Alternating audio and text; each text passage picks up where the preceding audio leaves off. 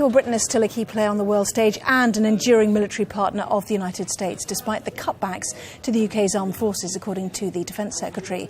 In an address to a Conservative think tank in Washington, Philip Hammond accepted that Britain had to take some tough decisions on military priorities. Well, Mr Hammond joins us now live from Washington. He's at the Rotunda on Capitol Hill.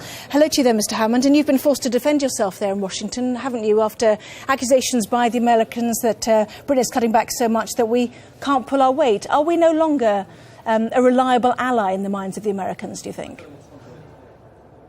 Yes, we are a reliable ally and a credible partner, and Defence Secretary Hagel said so very clearly in the press conference that we did together at the Pentagon today. Yes, there have been some noises from commentators over the last few months questioning the value of the special relationship between the UK and the US.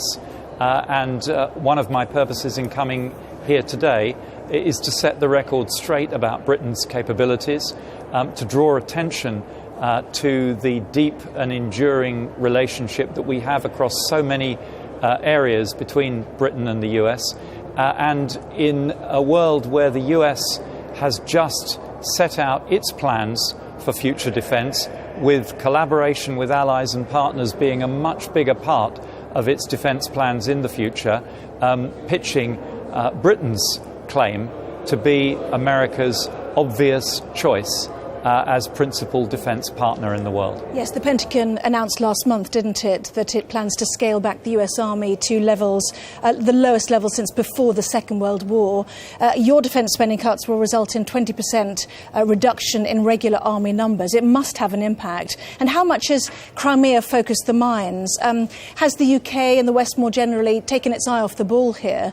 We've all been busy slashing our armed forces, and President Putin spots an opportunity.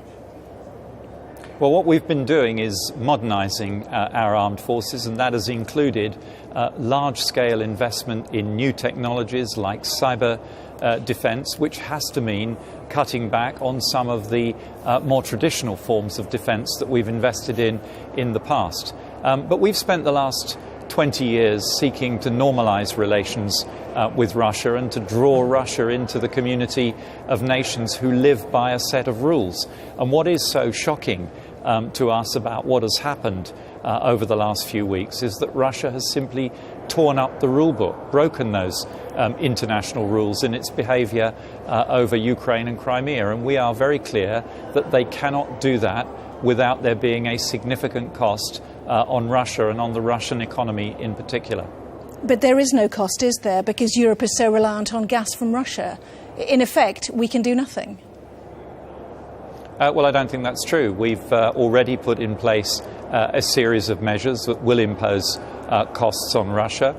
We've seen the Russian economy taking a hit in terms of stock markets, in terms of the currency, in terms of capital flight from Russia.